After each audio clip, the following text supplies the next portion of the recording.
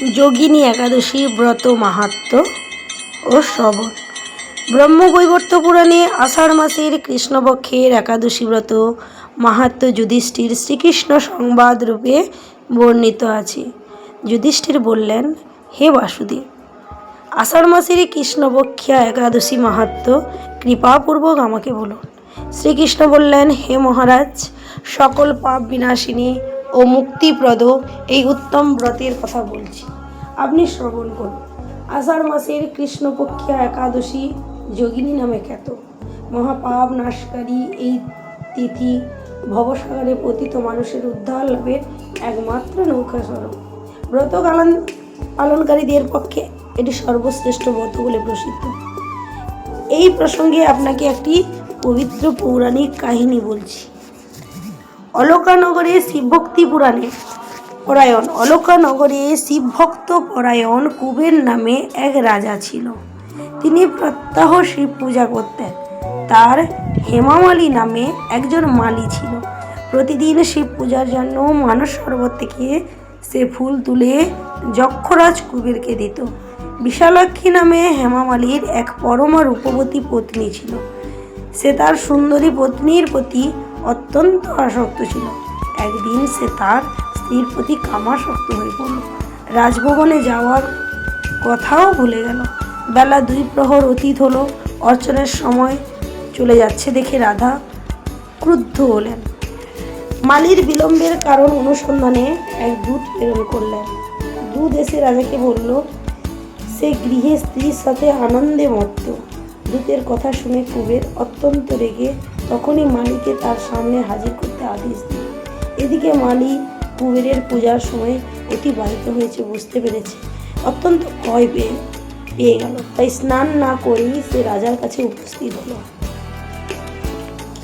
তাকে দেখা মাত্র রাজা ক্রোধবশে চোখ রাঙিয়ে বললেন, রে পাপিষ্ঠ দুরাচার, তুই দেব পূজার পুষ্প আনতে অবজ্ঞা করেছিস, তাই তোকে আমি অভিশাপ দিচ্ছি, তুই শ্বেত কুষ্ঠগ্রস্ত হয়ে যা এবং তোর প্রিয়তমা ভার্যার সাথে তোর চিরবিয়োগ সংঘটিত হোক। রে নীচ, তুই এখন এই স্থান থেকে ভ্রষ্ট হয়ে অধোগতি লাভ কর। কুবেরের এই অভিশাপে হেমামালী পত্নীর সাথে স্বর্গভ্রষ্ট হয়ে দীর্ঘকাল যাবৎ কুষ্ঠরোগ ভোগ করতে লাগল। রোগের যন্ত্রণার দিন অথবা রাত্রে কখনোই সে সুখ পেত না। এভাবে শীত গ্রীষ্মে প্রচণ্ড বেদনায় বহু কষ্টে সে জীবনযাপন করতে লাগলো।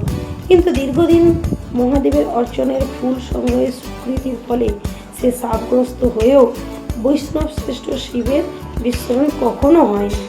একদিন হেমমালী ভ্রমণ করতে করতে হিমালয়ে শ্রী মার্কণ্ড ঋষির আশ্রমে উপস্থিত হল।